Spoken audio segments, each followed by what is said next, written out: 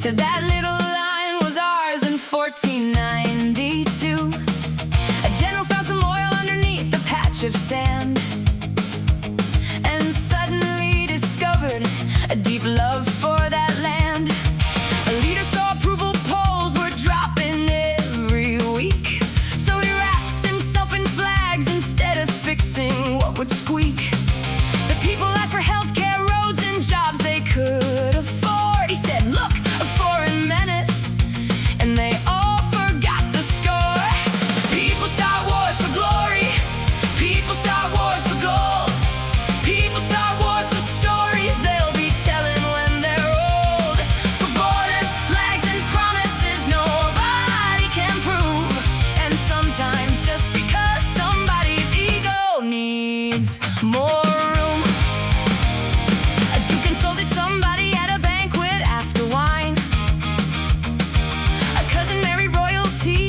Tangled up the lines.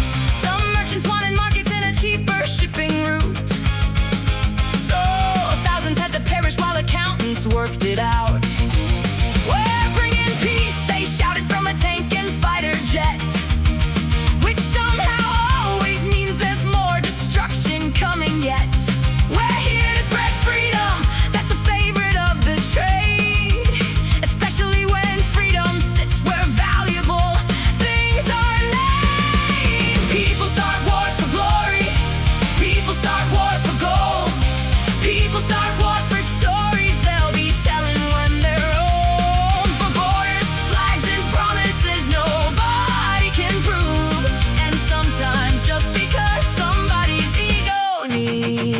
more room.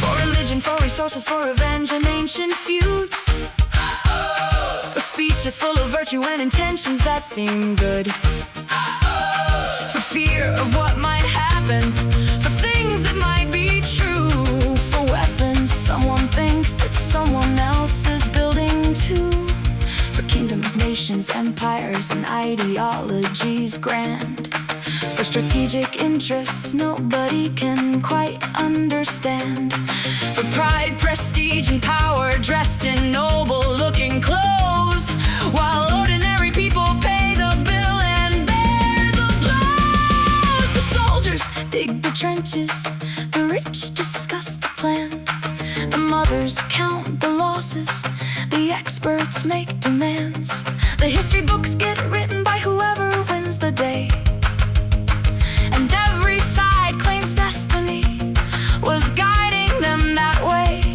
Then 50 years go by and all the monuments appear, and children learn the reasons that once sounded so sincere.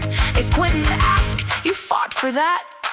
And teachers have to say, well, it seemed extremely important to some powerful men that day.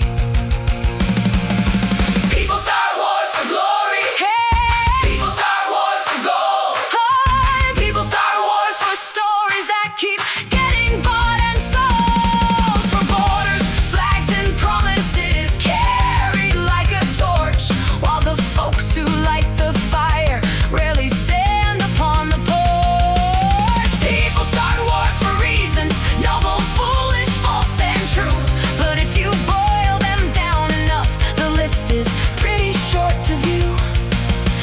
Money, fear, and power, with a little wounded pride, and everybody else gets volunteered for the ride. So here's a toast to common sense, if we can find the thing at all. It's been missing from the meetings where they decide who fights and falls. The banners change, the slogans change, the uniforms look new, but the reasons stay suspiciously familiar when you're through.